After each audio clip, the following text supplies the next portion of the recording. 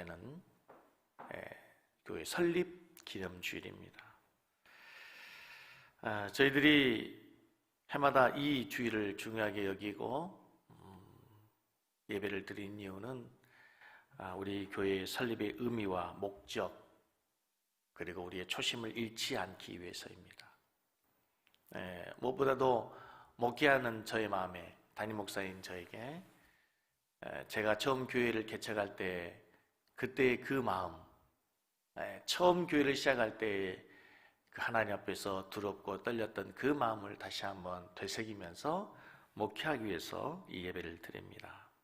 돌이켜보면 정말 하나님의 은혜였습니다.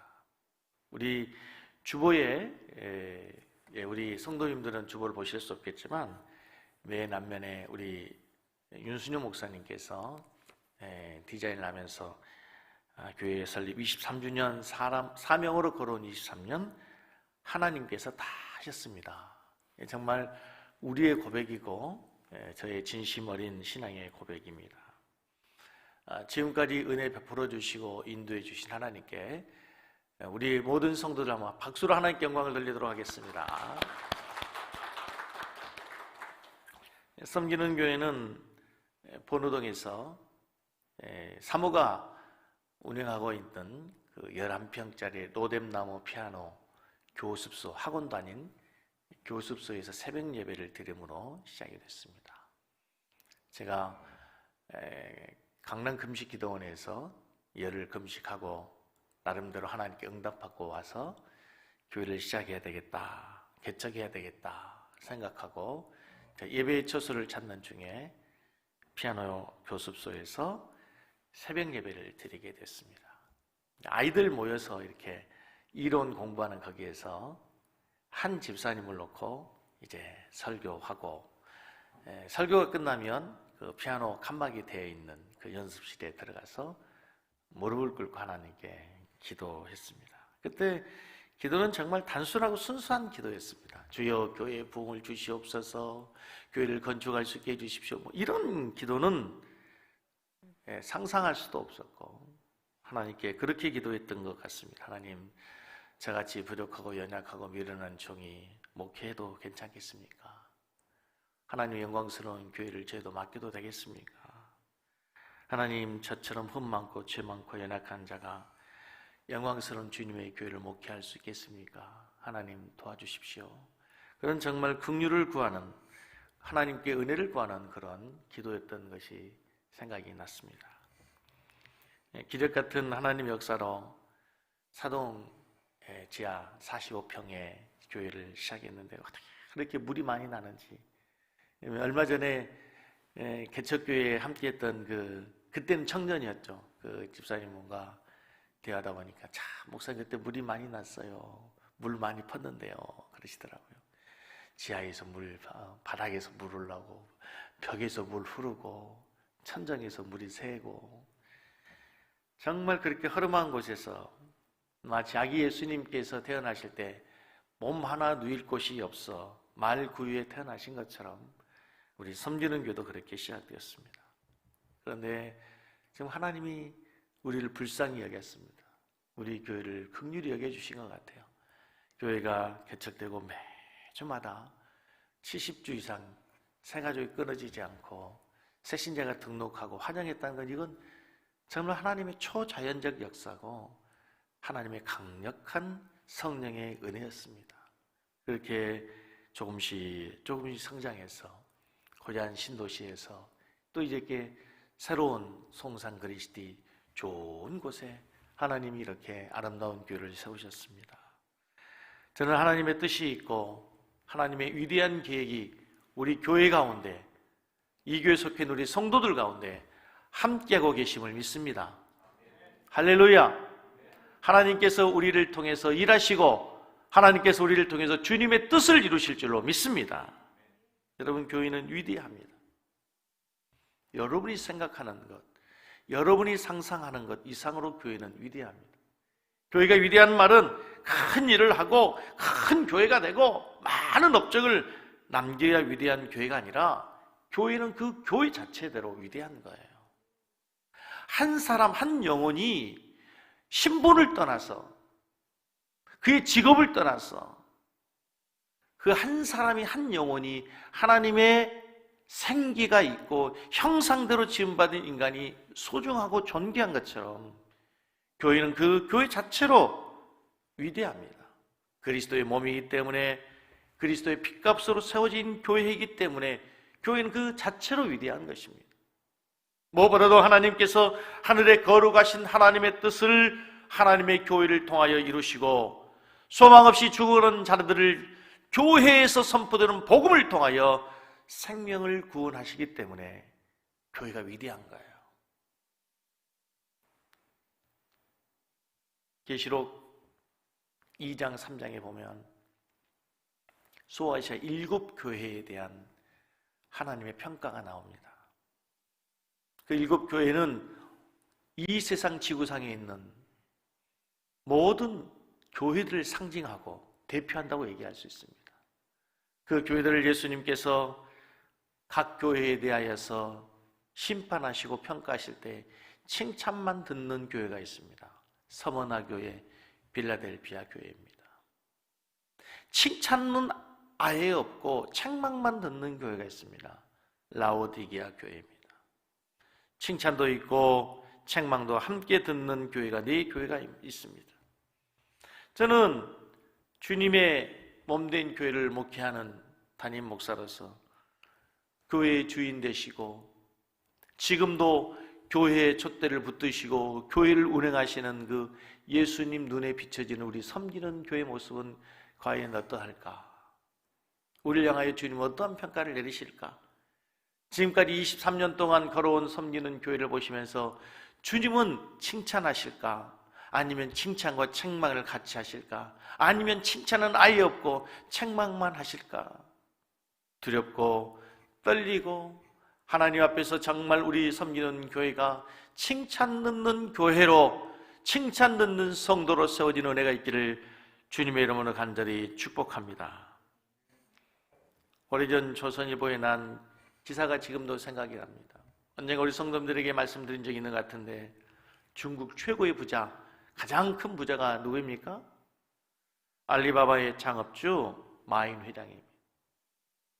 요즘 우리나라에도 택배 회사들이 굉장히 택배가 많이 늘어나고 있지 않습니까? 중국 인구가 어마어마하죠. 근데 그 중국 택배 물류의 70%를 이렇게 감당하고 있는 회사가 바로 마인 회장이 창업한 알라바마입니다. 그 알라바마의 창업주 마인 회장이 베이징 연합대학에서 청년들, 대학생들을 2,000명 모아놓고 연설 특강을 했습니다. 자신의 성공 노하우를 청년들이 가르치고 청년들에게 새로운 미래에 대한 도전과 미래에 대한 비전을 제시하기 위해서 그가 특강의 시간을 마련하게 됩니다. 그가 말한 첫 번째 성공의 원리가 무엇인지 아십니까? 많은 사람들은 마윈 회장의 특별하고 타고난 리더십이라고 생각하고 있습니다. 마윈 회장은 중국 사람이면서도 일찍이 영어에 능통했습니다. 그리고 많은 청년들에게 영어를 가르치는 영어 선생님이었어요. 그래서 그는 타고난 영어 실력이라고 생각하는 사람도 있습니다. 또는 그가 미래를 예측하는 예지력, 그리고 대단한 열정과 끈기를 그의 성공의 비결이라고 말하기도 하지만 그가 말하는 성공의 비결은 다른 데 있었습니다. 그의 외모를 보시면요, 그의 외모는 정말 누가 봐도 참 왜소합니다. 남자 키로 너무 적은 1m 62, 48kg, 42kg, 작고 왜소한 체격, 외모도 별로 신동치 않는 그분이 말합니다. 나도 28세 이전에는 무엇을 해야 할지 몰랐다. 나는 일자리를 얻기 위하여 20곳 이상의 이력서를 내고 20여 곳 이상을 찾아다녔다. 5명의 대학 동창들이 경찰학교 시험을 봤는데 4명 시험이 합격하고 1명 떨어졌다. 그 1명 떨어진 사람이 바로 나다. KFC에 24명이 시험을 봐서 23명이 붙었는데 1명 떨어졌는데 바로 그 떨어진 사람이 바로 난 사람이다. 많은 사람이 나를 보고 알리바바를, 타오바오를, 알리페이를 만들었다고 대단하다고 말하지만 하지만 그것은 내가 한 것이 아니다. 우리 팀이 한 것이다. 내가 한 것이 아니라 우리 팀이 한 것이다. 나는 단지 비전을 제시하고 많은 직원들에게 우리가 가야 될 목표를 제시했을 뿐인데, 그 비전에 동참하고 비전을 이루기 위해서 매일 밤잠을 자지 않고 그 비전의 성취를 위해서 가족도 자신의 취미생활도 모두 포기하고 희생한 팀원들이 있었기 때문에 오늘의 알리바바가 될 수 있었다. 우리 섬기는 교회가 그렇게 큰 교회도 아니고 대단한 교회도 아닙니다. 하지만 23년 동안 교회로서의 사명을 다하고 건강한 교회를 꿈꾸며 달려올 수 있었던 이유 중에 하나는 우리 섬기는 교회의 보배 같은 우리 중직들, 지하실 물나는 그 열악한 환경 속에서도 담임 목사와 함께 교회를 세우고 건강한 교회를 세우겠다고 함께 땀 흘리며 기도하며 달려온 우리 성도들을 저는 잊을 수가 없습니다. 개척 지하실 교회에서부터 교회 역사와 함께 온 우리 장로님, 안수집사님, 권사님들,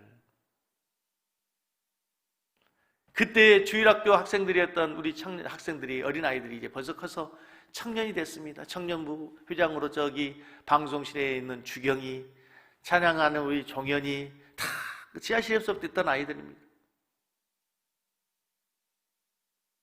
돌이켜보면 목사로서 부끄러운 일도 있고 숨고 싶은 일도 있고 죄송한 일도 많고, 그때는 왜 그렇게 했을까? 왜 그렇게 어리석었을까? 후회되는 일도 많지만 그럼에도 불구하고 많은 사람이 왔다가 가기도 하고 많은 사람들이 비난하기도 하지만 묵묵히 자리를 지키고 기도하고 응원하고 때로는 위로의 손을 잡아준 우리 귀한 성도들이 있었기 때문에 오늘 이 섬기는 교회가 있게 된 것입니다. 그 다음에 제가 하나님 앞에 가면 분명히 저는 주님께 말씀드릴 겁니다. 섬기는 교회는 목사보다도 더 교회를 사랑하는 우리 성도들이 세우고 우리 성도들의 헌신이 있었기 때문에 섬기는 교회가 세워졌다고 주님께 분명히 제가 말씀드릴 겁니다. 저는 우리 섬기는 교회가 23주년 예배를 드리면서 우리 교회가 더욱더 건강한 교회가 되기를 원합니다. 더 좋은 교회가 되기를 원합니다. 할렐루야! 우리 교회가 더 건강한 교회가 되어야 됩니다. 큰 교회 아니라 건강해야 됩니다. 사람이 아무리 많은 재물을, 아무리 많은 권세와 명예를 갖고 있지만 건강을 잃어버리면 다 잃어버린 것이 되는 것처럼 교회도 마찬가지입니다. 교회는 건강해야 됩니다. 우리 성도님들에게 제가 늘 말씀드린 것처럼 한번 따라서 하겠습니다. 하나님 인정하고 성도들이 자랑하고 세상이 칭찬하는 교회. 위에 계신 하나님, 교회의 주인 되신 그분께서, 교회를 평가하신 그분이 인정하는 교회가 되어야 됩니다. 교회 내부에 있는 성도들이 자존감을 가지고 교회에 대한 자부심을 가지고 교회를 자랑할 수 있는 교회가 되어야 됩니다. 그리고 세상의 사람들이 칭찬하는 교회가 되었으면 좋겠습니다. 너무 코로나 사태로 인해서 많은 사람들이 힘들어하고 잃어버린 것들이 많지만 회사가 부도가 소상공인들의 경영이 어려운 시기를 살고 있지만 저는 가장 가슴 아픈 것 중에 하나가 여러 말씀드리지만 코로나 사태로 인해서 한국 교회의 사회적 이미지가 너무 실추됐습니다. 청년들이 교회 다니는 것을 부끄러워하고 회사에서 자기가 그리스도인 것을 창피하게 여기는 많은 성도들이 있다고 합니다. 교회의 권위가 땅에 떨어지고 세상 사람들에게서 뿐만 아니라 믿는 자들에게서조차도 존경받지 못하는 시대가 안타깝게도 지금 이 시대가 되었습니다. 하지만 여러분, 우리 대한민국 조국의 교회의 역사를 보면 세상 사람들의 사랑받고 존경받는 시대가 있었습니다. 을미사변 이후 명성황후가 시효된 이후에 고종 황제는 일본의 만행에 두려움을 떨어서 매일 밤잠을 자지 못하고 괴로워했다고 합니다. 그러다가 황제가 서양의 의사인 언더우드 선교사에게 진찰을 받을 기회가 있었는데 그때 황제가 이렇게 말했답니다. 나는 이 하늘 아래 믿을 사람이 아무도 없습니다. 궁에 있는 누구도, 내 곁에 있는 누구도 믿을 사람이 없는데 믿을 사람 단 한 사람, 믿을 사람 단 하나, 야소 교인밖에 없습니다. 야소 교인은 예수 교인입니다. 예수쟁이들입니다. 그리스도인들입니다. 황제도 듣기에 그리스도인은 뭔가 다르다는 것을 들었던 것입니다. 자기가 보았던 그리스도인들은 자기가 코 크다고, 눈 색깔이 다르다고, 피부 색깔이 다르다고, 머리의 헤어 색깔이 다르다고 멀리 했고 배척했던 그 선교사들을 보니까 뭔가 다르더라는 것입니다. 사랑하는 성도 여러분, 우리 섬기는 교회가 그 초대교회의 영광을 회복하고 다시 한번 세상으로부터 칭찬과 박수 받는 교회가 되기를 원합니다. 교회의 영광을 회복하는 교회가 되기를 원합니다. 여러분, 교회가 어떻게 해야 교회의 영광을 회복할 수 있겠습니까? 어떻게 존경받는 교회가 될 수 있겠습니까? 어떻게 세상 사람들에게 환영받고 박수받는 교회가 될 수 있겠습니까? 간단합니다. 교회가 교회의 본질을, 교회가 해야 될 일을 다 하면 됩니다. 때로는 가끔 뉴스거리가 되는 운동선수들이 있고 연예인들이 있습니다. 그런데요, 실수하고 뉴스거리가 됐던 운동선수도 진짜 자기의 운동 그 종목에서 잘하면 다시 국민들이 박수 쳐줍니다.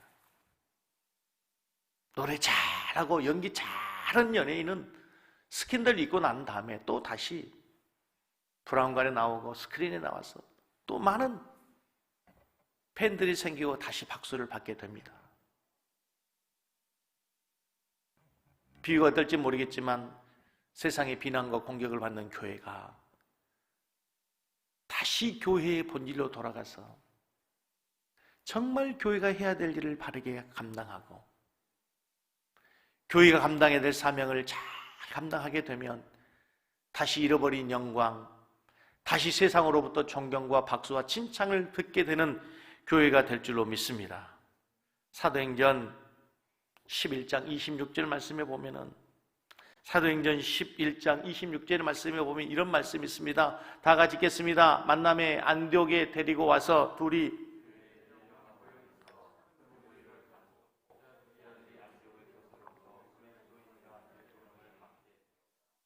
오늘 우리가 읽은 사도행전 13장 말씀도 안디옥 교회에 있었던 말씀이고 11장 오늘 본문의 이 말씀도 안디옥 교회에 대한 말씀인데 여기에서 비로소 안디옥에서 비로소 그리스도인이라고 칭함을 받게 되는, 인정받는 일이 일어나게 됩니다. 우리가 생각하는 것 이상으로 초대교회는 그리스도인이 된다는 것, 예수를 믿는다는 것이 어려운 일이었어요. 그래서 많은 밖에 많은 핍박이 있었습니다. 예수를 믿기 위해서는 생명을 걸어야 될 만큼 그들의 가족을 버리고 그들의 삶의 터전을 버리고 지하 카타콤으로 들어가야 되는 엄청난 핍박과 박해가 그들에게 있었음에도 불구하고 그들은 그리스도인다운 제자다운 삶을 살게 되었어요. 사도들의 가르침을 받아서 그들은 매일 성경에 모여서 기도하고 찬양하고 예배드리고 하나님의 말씀대로 예수님이 살았던 삶의 그 제자의 길을 걸어갔어요. 그때 비로소 세상 사람들에게 안디옥에서 그리스도인이라고 인정을 받게 됐다는 거예요.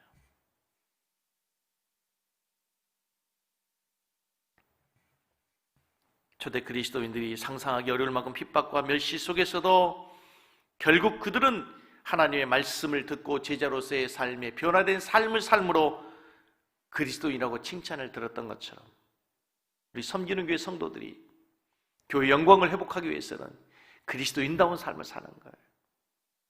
한나그네가 길을 가다가 아름다운 향기를 진하게 바라는 진흙 한 덩어리를 선물로 받았습니다. 그 진흙 덩어리를 몸에 지니고 있으면 온 몸에 향기가 진동을 하였습니다. 나그네와 진흙이 서로 이런 대화를 주고받습니다. 내가 그 유명한 바그다드의 진주냐? 아닙니다. 그러면 너는 인도의 사양이더냐? 아닙니다. 그럼 너는 무엇이냐? 저는 한 덩어리 진흙일 뿐입니다. 그런데 너는 어디에서 어떻게 그렇게 진한 향기를 낼 수 있느냐? 네, 그 비결은 제가 백과파를 만나 백과파와 오래 함께 있었기 때문입니다.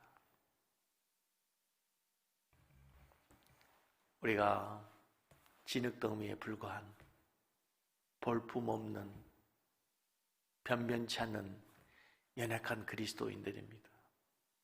그러나 우리 안에 그리스도가 있고 우리 안에 예수의 생명이 있고 우리 안에 하나님의 말씀이 살아 역사 움직인다면 여러분, 우리 진흙더미와 같은 우리를 통해서 예수의 향기가 드러나고 하나님 말씀의 능력이 드러나게 되어야 될 줄로 믿습니다.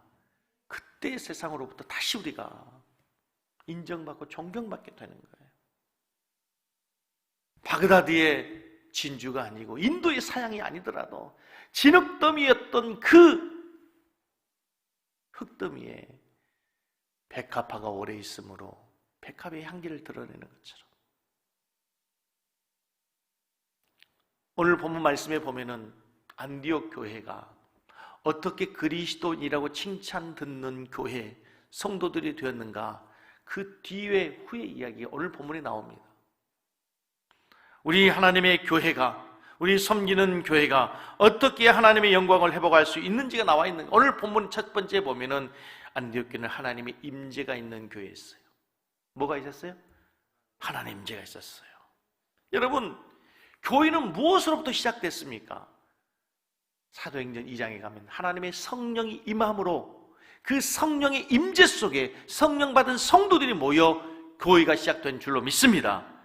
교회가 교회되기 위해서 가장 중요한 것은 하나님의 임재, 하나님의 성령이 임해야 됩니다. 하나님의 성령이 함께 운행하실 때에 교회는 교회가 될 수 있는 거예요. 2절 말씀 보십시오. 13장 2절 말씀, 오늘 본문 사도행전 13장 2절 말씀, 주를 섬겨 금식할 때에 성령이 이르되, 누가 이르되? 성령이 이르되 내가 불러시키는 이를 위하여 바나바와 사울을 따로 세우라. 오늘 지금 13장 1절에 보면 안디옥 교회에 그랬어요. 안디옥 교회에 하나님의 성령이 임하십니다. 그리고 성령께서 말씀하십니다. 내가 불러시키는 이를 위하여 바나바와 사울을 따로 세우라. 안디옥 교회 모든 성도들이 금식하면서 하나님의 성령의 음성을 들었습니다. 여러분, 교회는 사람의 소리가 들리는 곳이 아니라 세미한 하나님의 음성, 성령의 음성이 들리는 곳이 되어야 됩니다. 왜 교회가 문제가 생깁니까? 하나님의 소리가 아니라 사람의 소리가 들리기 때문입니다. 성령의 음성이 아니라 인간의 욕망의 소리가 들리기 때문입니다. 성도들은, 하나님의 교회는 사람의 소리에 움직이는 것이 아니라 하나님의 음성에, 성령의 음성에 민감하게 반응하고 움직이는 성도들이 되어야 될 줄로 믿습니다. 하나님의 성령이 들려졌다는 것보다 더 중요한 것은 하나님의 성령이 들려지고 난 다음에 그것에 순종하는 거예요. 여러분, 성령께서 계속해서 귀 있는 자는 들을지어다, 귀 있는 자는 들을지어다. 귀 없는 사람이 어디 있습니까? 귀로 듣는 것이 아니라 가슴으로 듣고 우리 손과 발로 듣는 거죠. 삶으로 듣는 거라는 거예요. 오늘 본문을 보면 자세히 보면 그들이 들은 음성은 하나님의 말씀에 아주 순종하기 어려운 이야기예요. 그 어려운 성령의 음성은 뭐냐? 바나바와 사울을 다른 교회로 보내라는 거예요. 아니, 그 교회의 지도자, 그 교회의 기둥과 같은 바나바와 사울을 선교사로 파송하라는 얘기예요. 성령의 음성은, 하나님의 음성은 우리가 순종하기 쉬운, 듣기 좋은 얘기만 하는 게 아니라 어려운 얘기도 있어요. 순종하기 어려운 말씀, 내 감정이 동의하기 싫은 말씀도 있을 수 있단 말이에요. 두 형제가, 형과 아우가 심하게 다투는 모습을 보고 엄마가 형을 조용히 불렀습니다. 큰아들을 향해서, 형을 향해서 얘기합니다. 아들아, 내가 형이지 않니? 하나님 말씀에 보면은 다투고 싸울 수 있지만 분을 내었을지라도 해가 지기 전에 화해하고 분을 품지 말아라, 하나님이 말씀하셨는데 형이 내가 먼저 아우에게 가서 화해하면 안 되겠니? 형이 말합니다. 엄마, 해가 지지 않게 할 수 있는 방법은 없나요? 하나님의 말씀에 해가 지도록 불을 품지 말라 말씀하셔서 하나님 말씀에 순종하긴 해야 되겠는데, 마음 상한, 감정이 상한 그 마음에 순종하기 어려운 거예요. 먼저 화해하기 어려운 거예요. 해가 지지 않을 방법은 없습니까, 어머니? 언제 교회가 교회다울 수 있습니까? 하나님의 성령이 교회에 임하시고 하나님의 성령이 각자의 심령들에게 말씀하신 이후에 그 말씀에 어려운 일일지라도, 힘든 일일지라도, 순종하기 싫은 일일지라도 하나님의 말씀에 순종하는 교회가 될 때에, 할렐루야! 비로소 교회는 교회다워질 수 있는 것입니다. 하나님의 성령의 임재가 있는 교회.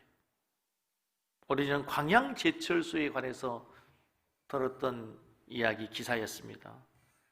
자세한 설명을 들으면서 대단히 놀랐던 게 그 광양 제철소의 규모입니다. 우리는 포항 제철소만 알잖아요. 포항 제철소에서 다 모든 것을 생산해낼 수 없기 때문에 광양 제철소가 생겨지게 됐는데, 주변에 13개의 섬을 연결하여 여의도의 5배의 크기가 광양 제철소랍니다. 대단한 규모죠. 광양 제철소가 완공됨으로써 대한민국 세계 최강의 철강 제국이 된 겁니다.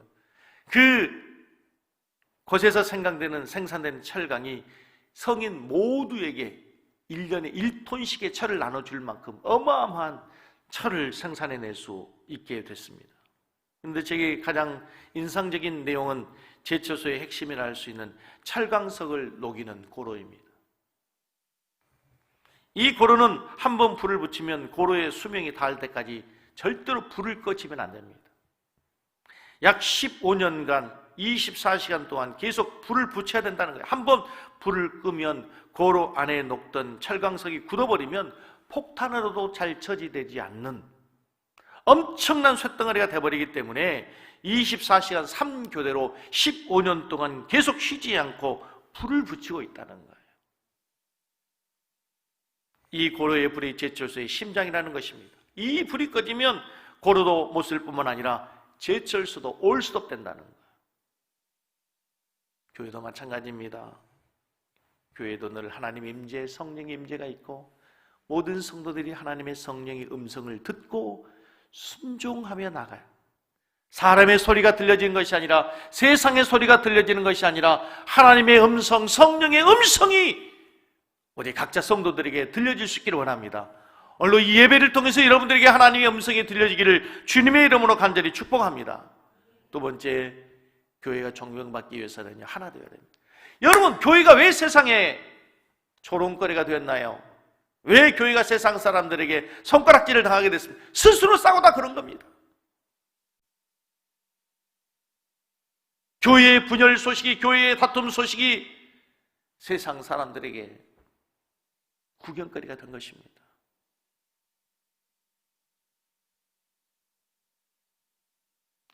성경에서 교회를 말할 때 늘 바울 사도는 그리스도의 몸이라고 얘기합니다. 신비한 많은 몸의 기관들, 몸의 지체들이 있습니다. 손, 발, 머리, 눈, 코, 귀, 입, 발, 이런 많은 것들이 하나로 모여서 한 몸을 이룬 것처럼 우리 모든 다양한 성도들이 모여서 하나의 위대한 교회를 세워가는 거예요. 참 신비롭지 않습니까? 어쩌면 교회를 그리스도의 몸이라고 표현했는지. 오늘 안디옥 교회 보면은요, 참 하나 되기 어려운 교회입니다. 첫째는 이들의 인종이 다양합니다. 여기 지도자들 가운데 13장 1절 보세요. 안디옥 교회에 선지자들과 교사들이 있으니 곧 바나바와 니게르라 하는 시몬이죠. 니게르. 이 니게르가 니그로입니다. 니그로. 니그로가 뭡니까? 흑인입니다. 흑인. 아시아인, 흑인, 유럽인이 함께 있는, 유대인, 헬라인이, 그리고 아프리카 흑인이 함께 있는 교회 지도자가 있는 교회였어요. 지금도 인종차별이 심하지만 당시에는 상상할 수 없는 인종차별이 있는 시대 아닙니까? 그런데도 불구하고 그들이 하나예요. 뿐만 아니고 다양한 인종뿐만 아니라 신분의 다양성이 있어요. 여기에 지도자 가운데 독특한 사람이 있습니다. 분봉왕 헤롯의 젖동생이 있어요. 분봉왕 헤롯의 젖동생 마나엔. 누가 있어요? 왕족이 있어요. 헤롯의 동생, 헤롯 왕의 동생 왕족이 있어요. 닐이라고 하는 흑인 노예들이 있어요. 평민이 있어요. 다양한 귀족에서부터 시작해서 왕족, 그리고 노예의 신분에 이르기까지 이 다양한 사람들이 하나의 교회를 이루고 있는 거예요. 여러분, 우리 섬기는 교회가 앞으로 더 큰 교회가 되기 위해서는 이 다양한 모든 사람들 하나로 하나 될 수 있는 교회가 되기를 원합니다. 여러분, 교회는 정말 다양한 곳입니다. 여러분, 교회를 내 마음대로 안 된다고 시험 들지 마세요. 여러분 가정에서도 하나 되기 어렵잖아요. 부부가 하나 되기 어렵지 않습니까?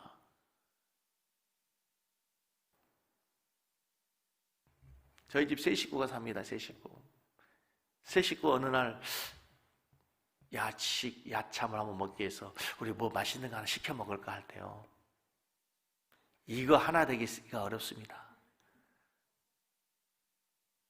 저는 족발을 먹고 싶은데 사모는 치킨이 먹고 싶다고 하고, 딸은 또 지가 좋아하는 거 다른 거 먹고 싶다 하고, 여러분, 이렇게 각자 먹는 거 하나를 갖고도 이렇게 다양한데 어떻게 교회가 하나 되기가 쉽겠습니까? 교회는 얼마나 다양합니까? 나이 차이가 어린 나이에서부터 80, 90까지 있습니다. 남녀, 노소. 그래서 여러분, 목회가 쉬운 게 아니에요, 여러분. 그리고 우리가 그동안 신앙생활을 했던 신앙의 배경이 다 다르잖아요. 순복음이 있죠. 감리교가 있죠. 막 불로불로한 순복음, 뭔가 막 뜨끈뜨끈 해야 되는 것 같은데, 막 방언으로 기도하고 뭔가 막 뜨거워야 되고 찬양도 해도 막 박수도 막 열정적으로 쳐야 되는데, 이 섬기는 교회 오면 왠지 뭔가 그런 거에 좀 없는 것 같기도 하고.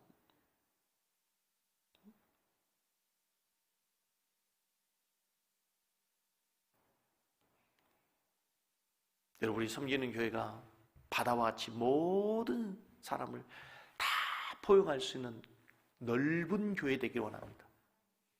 마음이 큰 교회 되길 원합니다. 앞으로 어떤 사람이 오더라도 다 수용이 되어야 돼요. 나와 다르다고.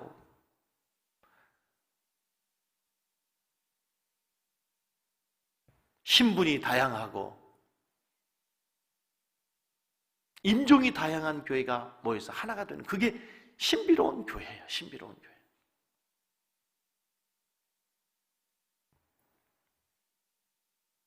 마귀가 제일 좋아하는 교회를 무너뜨리는 방법 중에 하나가 분열입니다. 분열.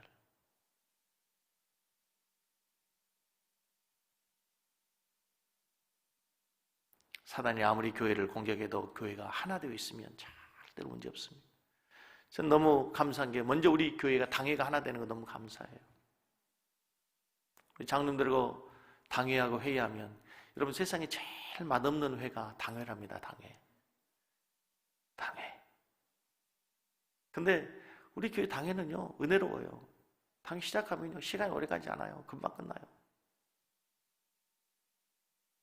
저는 우리 안수 집사회가 하나 되기를 바랍니다. 권사회도 하나 되기를 바랍니다. 우리 모든 교회가 하나 될 때 교회가 은혜로운 교회가 될 수 있고, 가고 싶고 만나고 싶고 그러잖아요. 다투고 막 서로 뒷담하고 손가락질하고, 그러면 누가 가고 싶겠어요? 세 번째, 안디옥 교회는 복음을 전하는 교회였어요. 여러분, 우리 교회가 저는 땅끝까지 이르러 내 복음의 증인 되라고 하는 주님의 마지막 지상명령을 수행하는 교회, 지상명령에 복종하는 교회가 되기를 원합니다. 하나님께서 왜 이곳 송산 그리스도에 섬기는 교회를 세웠습니까? 왜 송산의 가장 중심에 이 섬기는 교회를 세우셨습니까? 이 지역의 영혼을 구원하라고. 여러분, 영혼권에 대한 목표를 하나님께서 우리에게 주셨고, 그 복음의 깃발 아래 우리 모든 성도들이 함께 모인 줄로 믿습니다. 이제 우리가 송산을 넘어서 세계의 복음화를 위해서 쓰임받는 교회가 되었으면 좋겠습니다. 오늘 본문 말씀 2절에 보면은 금식하는 장면이 합니다. 주를 섬겨 금식할 때에, 주를 섬겨 금식할 때에 성령이 이르시되. 왜 안디옥교회 성도들은 금식했을까요? 혹시 이런 기도를 했을지 모릅니다. 하나님, 교회가 자꾸 부흥을 합니다. 교회 본당이 좀 넓어져야 되겠습니다. 우리 아이들 교육하기 위해서 교육관도 좀 넓혀야 되겠습니다. 근데 성령님은 예배당 크게 짓는 것이 그들의 사명, 그들의 목적이 아니라 바나바와 사울을 따로 세워서 선교사로 파송해라는 겁니다. 이 말을 들었을 때 안디옥교회 성도들이 얼마나 당황했겠습니까? 교회의 기둥과 같은 교회 리더들이 교회를 세우고 교회를 이끌었던 사울과 바나바가 떠나면 교회가 어떻게 되겠습니까? 교회가 흔들릴 수도 있을 겁니다. 그래도 그들은 이에 금식하고 기도하며 두 사람에게 안수하여 3절에 보냅니다. 성령께서 바나바와 사울을 따로 보내라고 하니까 그들은 하나님께 금식하며 기도했습니다. 그리고 나서 도저히 순종하기 어려운 말씀임에도 불구하고 그들이 안수하여 보내는 거예요. 그들은 얼마든지 하나님께 여러 가지로 변명하고 싶었을 거예요. 하나님, 조금 더 교회가 안정된 후에 하면 안 되겠습니까? 아직 우리 교회도 할 일도 많은데 우리가 좀 더 부흥하고 하면 안 되겠습니까? 우리 교회도 어렵고 힘듭니다. 로마 병사들이 언제 우리를 공격해 올지 모릅니다. 하나님, 우리 교회가 어떤 일을 당할지 아무도 알 수 없는데 지도자를 어떻게 보내겠습니까? 하나님, 좀 더 안정된 후에 우리가 다른 사람 보내면 안 되겠습니까?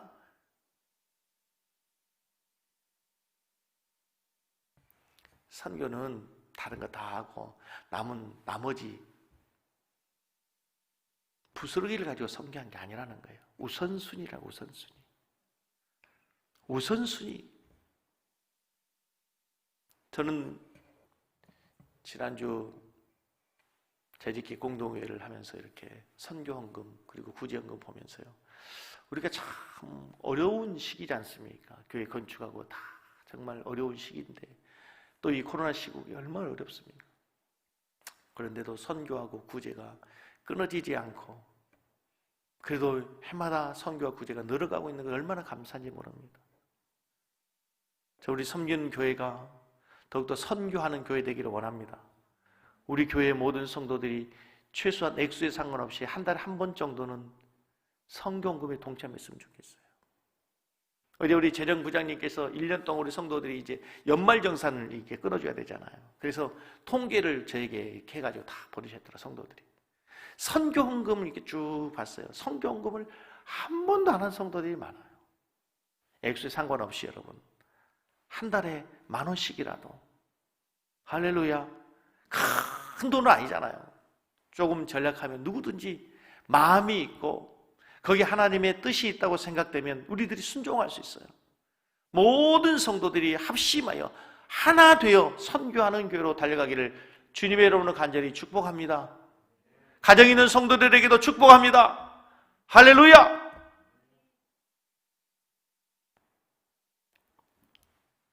교회가 해야 될 일은 선교하는 것입니다.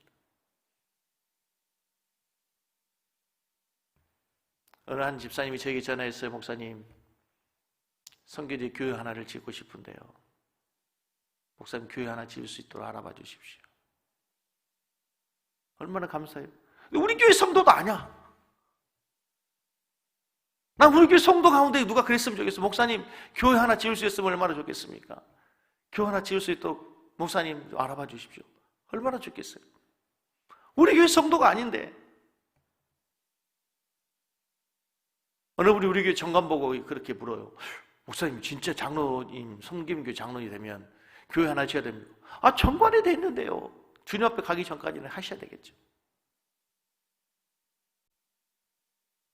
자, 우리 섬기는 교회가 정말 이 땅에 세워진 목적대로 선교하는 교회가 되기를 원하고, 특별히 오늘 교회 설립 주일에 우리가 해마다 하는 해외 선교지의 교회 설립을 위한 헌금을 합니다. 계좌번호가, 계좌번호 한번 띄워줘 보세요. 교회 계좌번호와 선교 헌금 계좌가 나눠져 있습니다. 그래서 사이판에 선교 헌금 지난주에 봉투를 드렸는데 하지 못하신 분들은 가정에 계신 성도님들은 이제 우리은행 계좌로 선교 헌금으로 입금해 주시면 꼭 이름을 써주시고, 또 교회 일반 헌금은 수협은행으로 해주시면 되겠습니다. 그리고 혹시라도 오늘 못 하신 분은 교회 홈페이지에 보면은 선교 헌금 통장 계좌번호가 교회 홈페이지에 공지되어 있습니다. 그래서 성도님들이 오늘 못 하시더라도 또 주중에 기회 되실 때 하나님께 또 선교를 위해서 함께 힘을 모으는 그런 아름다운 교회 성도들 다 될 수 있기를 주님의 이름으로 간절히 축복합니다. 우리 한번 찬양하겠습니다. 우리를 사용하셔서, 이 찬양 너무 좋은 찬양인데 이 찬양하고 우리 한번 헌금하시면서 찬양하고 기도하시도록 하겠습니다. 우리 교회를 축복하고, 하나님 우리 교회가 진정한 교회 되게 해주십시오. 하나님께 쓰임받는 교회 되게 해주십시오. 하나님의 임재가 있는 교회 되게 해주십시오. 하나 되는 교회 되게 해주십시오. 본질적 사명인 선교하는 교회 되게 하여 주십시오. 우리 찬송하고 한번 기도하도록 하겠습니다. 우리에게 소원한 하나님,